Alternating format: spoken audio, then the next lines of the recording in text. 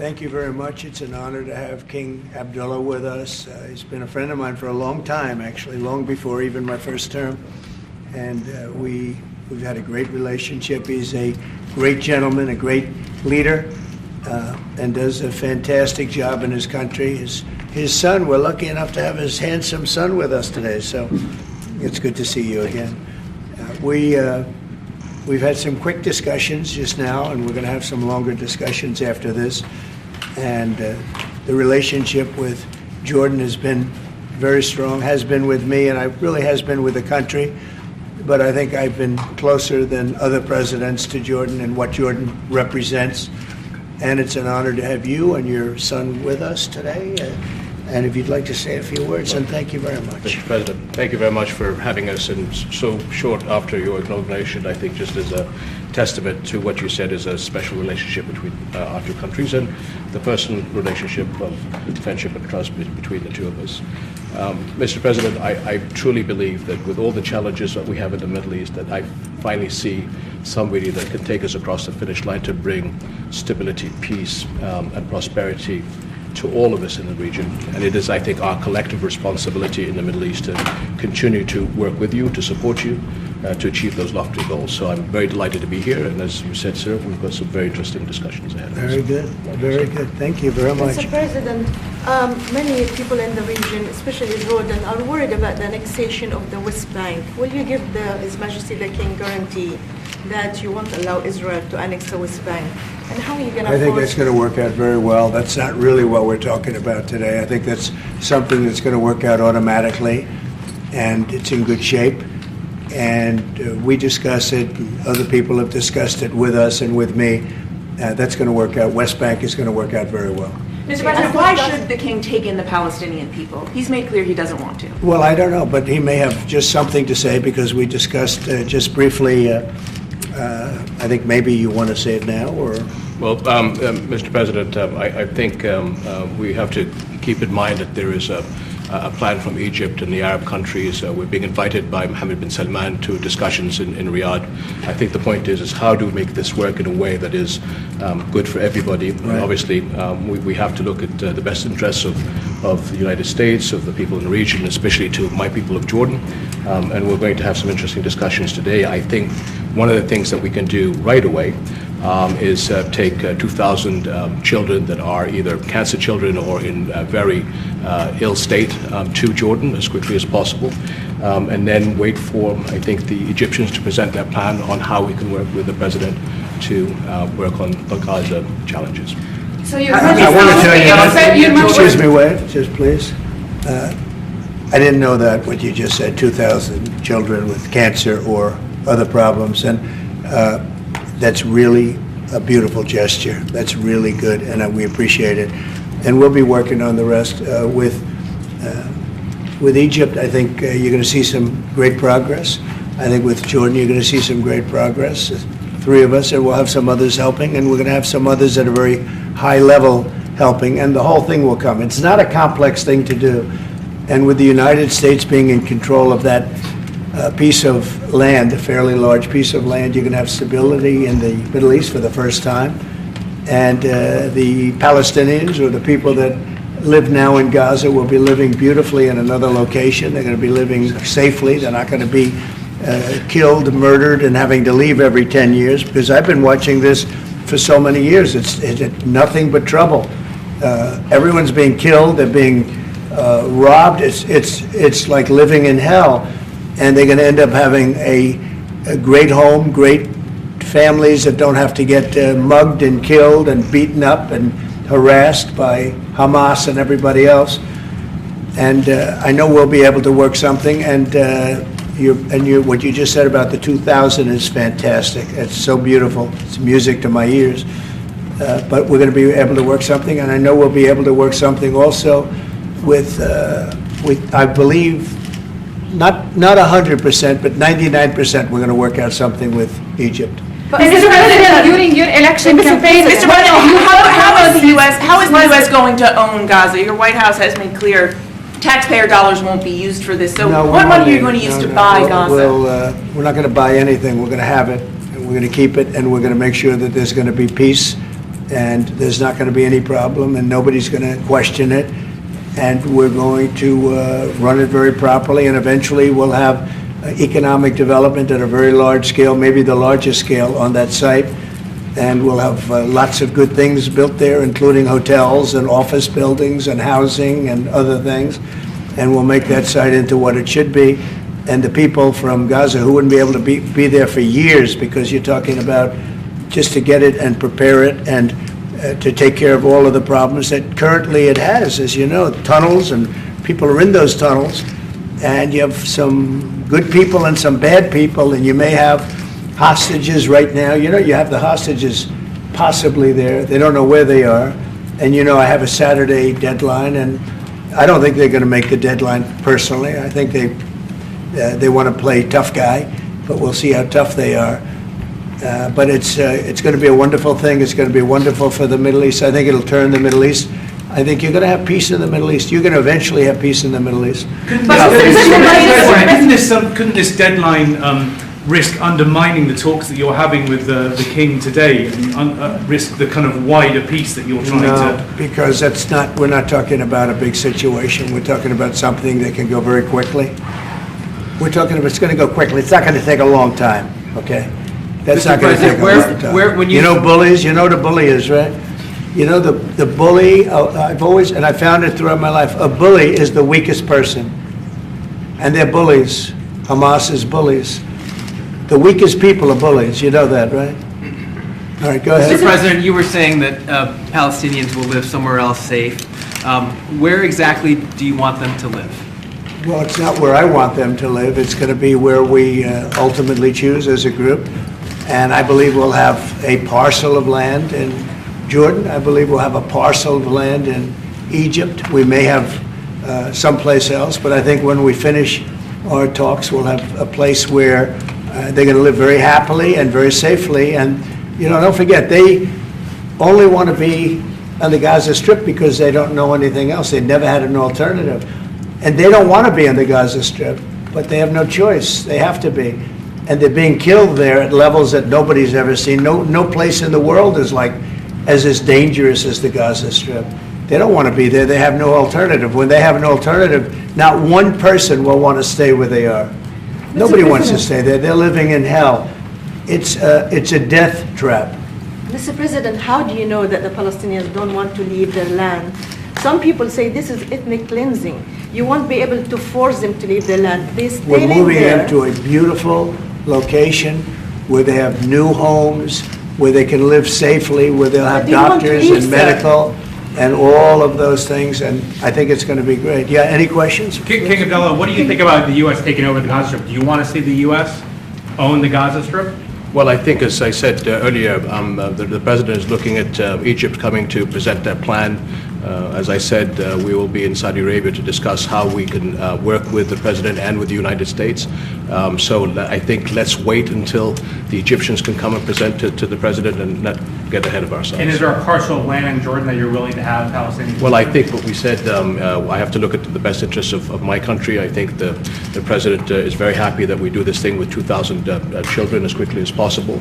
And again, I believe that the President is looking forward to getting a group of us Arabs here to discuss the overall plan.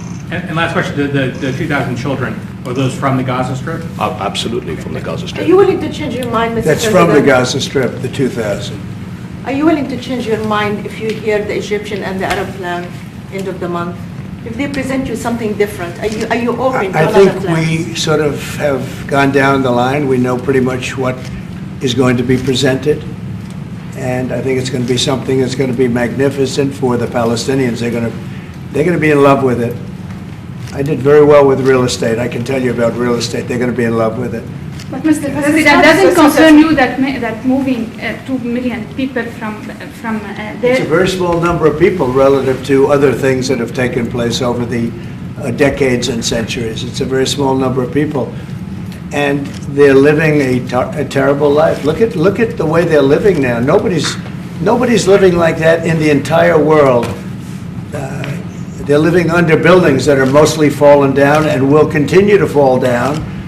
And they're living under. People are being killed every day. The conditions are horrible. There are no conditions anywhere in the world that are worse than the Gaza Strip right now. But don't you have Mr. concern President, that you can destabilize Jordan and you said all Egypt? hell will break out if all the hostages are not released on Saturday. What did you mean by that? And are you encouraging Netanyahu to walk away from this deal? Have you talked about this with him? So I've looked at at the condition of people coming out of the hostage situation, and it's horrible.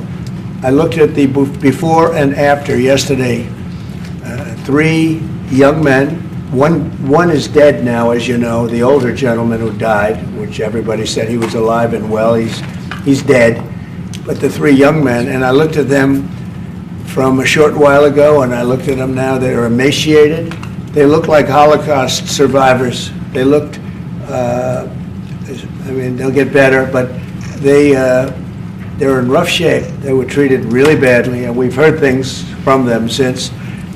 And I think the reason that Hamas is playing so cute is because they saw the reaction to these 3 people that came out, and the other ones. Look, the one young lady had her hand blown off practically, and they were not in great shape either.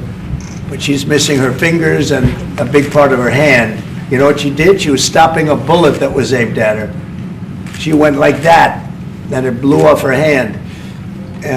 Now, I think I think they want time, because I think the people that they have living are in such bad shape, because they're sending the most healthy people out, because they don't want to send the least healthy people out. And there was an uproar when they saw the people from yesterday. So these people are, so I don't want to do 2, and then we do another 2 in another week, and then we do 4 in 3 weeks. No. They either have them out by Saturday at 12 o'clock, or all bets are off. Mr. President, Mr. President, would you still consider withholding aid to those countries if they don't accept your plans to accept? Well, I don't want to say that, because we've had such a good relationship, and we're doing so well just in the short time that we've been talking. I mean, the king just made a statement. I didn't ask him to do that, about literally saving 2,000 young children from the Gaza Strip. We didn't know about that. You didn't know about that. Nobody did, except for the king and his son. I assume you told your son, right? And I just thought it was great. No, I think we'll do something. I don't have to threaten with money. We contribute a lot of money to Jordan and to Egypt, by the way, a lot, to both. But I don't have to threaten that. I think we're above that. I do believe we're above that. So. Would you consider other countries, not Jordan and Egypt? There was talks about Indonesia, Albania, other places. Yeah, sure, we would. And we have other countries that want to get involved. We have a lot of people that want to get involved. There's a great sense of wanting to help the Palestinians.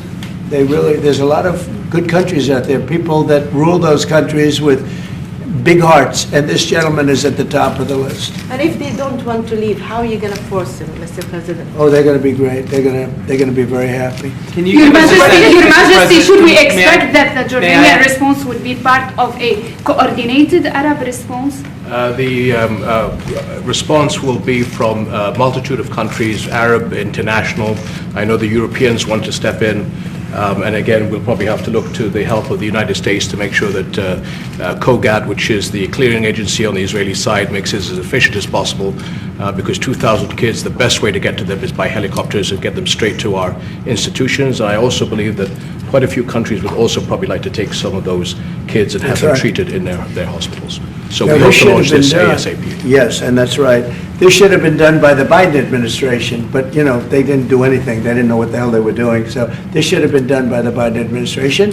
This should have never happened, because October 7th would have never happened if I were president. 0 chance of happening. You wouldn't have had that whole mess where the Middle East got blown up, and you wouldn't have had Ukraine and Russia fighting. That would have never happened. And by the way, we're making good progress there, I think. I really think we're making some very good progress. Mr. President, President, you've said team, are you before that putting in the charge U.S. of it? would buy Gaza, and today you just said we're not going to buy Gaza. We're not going to have to buy. We're going to have Gaza. We don't have to buy. There's nothing to buy. We will have Gaza. What does that mean? No reason to buy. There is nothing to buy. It's Gaza. It's a war-torn area. We're going to take it. We're going to hold it. We're going to cherish it. We're going to get it going eventually where a lot of jobs are going to be created for the people in the Middle East. It's going to be for the people in the Middle East, but I think it can be a diamond. It can be an absolute tremendous asset for the Middle East, and you're going to have peace. It's going to bring peace in the Middle East. Gaza, the way it is right now, every 10 years you're going to have the same thing happening. I've watched it so long, all the death and destruction of Gaza. The civilization's been wiped out in Gaza.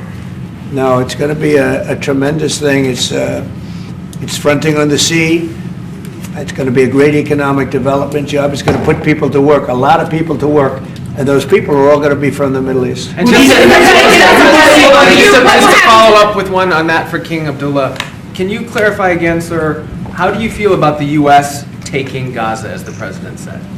Well, again, this is something that we, as Arabs, will be coming to the United States with something that we're going to talk about later to discuss all these options. And Mr. President, take it under what authority? It is sovereign territory. Under the U.S. authority. And Mr. President, would you seek to personally develop property in Gaza after this happens? No, I've had a great career in real estate. Mr. President, You know, when you've done what I've done in the last number of years, including the 4 years that we should have been doing something else, frankly, because people see that now for sure. But when you've done what I've done, you can just do more good for people when you're president. When you're president, we can do things. This is all things that should have been done, but actually things that shouldn't have had to be done. Gaza, absolutely, it would have been so great if the Biden administration would have started this. But actually, in all fairness to them, they should have never let it happen. It did happen, and because of the fact that they let this happen, this catastrophe of October 7th, something like this becomes practical and very real, meaning the development and all of the things that I've talked about with respect to the Gaza Strip. If you didn't have the October 7th catastrophe, and it was a horrible catastrophe, then probably you wouldn't be talking about that. But the only thing I can say is this is going to bring stability and peace to the Middle East. And ultimately, when it's developed, which will be in quite a while from now, because we want to let things calm down, but when it's developed, it's going to bring tremendous numbers of jobs to the Middle East, including the people of your country. Mr. President, what if it does not bring peace to the Middle East? There are many Palestinians, even though you say that everything is going to be beautiful, everything is going to be lovely, they're not going to want to go back. There are going to be people who want to go back and feel like that it is their right to do that. You haven't said, will there be any type of repercussions or anything that happens? We don't think that's going to happen. We think people are going to be very happy, thrilled. A lot of those people that you're talking about are going to end up maybe living there and maybe working there, but it'll be in a different form. We have had tremendous support for this project, and we think the biggest asset of the project is going to bring peace ultimately to the Middle East. All right. Mr. President, one last question. Go ahead, behind you. And you've asked enough. Mr. President, one of your promises on the campaign trail is to bring peace to the Middle East. It was a promise to your Arab voters here. The Arab voters in the United States oppose this. What do you say to that? Well, you know, if you look at Michigan, where we have a large Arab population, as you know, I was just telling the King that we won. As you know, I won the Arab population. Now, when I started off, I wasn't leading, and when I finished, a few months later, we started campaigning in Michigan. And when I finished, we won it by a tremendous amount, by 30 points. My relationship with the Arab population has been fantastic, and my relationship with the Middle East is very good with all the countries, just about all the countries. Let's see, I would say all the countries. And they all want to do something, and they want to see peace in the Middle East. All the stories you hear about the Middle East not really wanting peace, that they want war, they want this, they want to go a certain place. Let me tell you, those stories are false. They want to have peace. I know them all very well. They want to have peace. They want to have a good life like other people. And this will be a big factor in bringing peace to the Middle East. Thank you very much, everybody. All right, guys.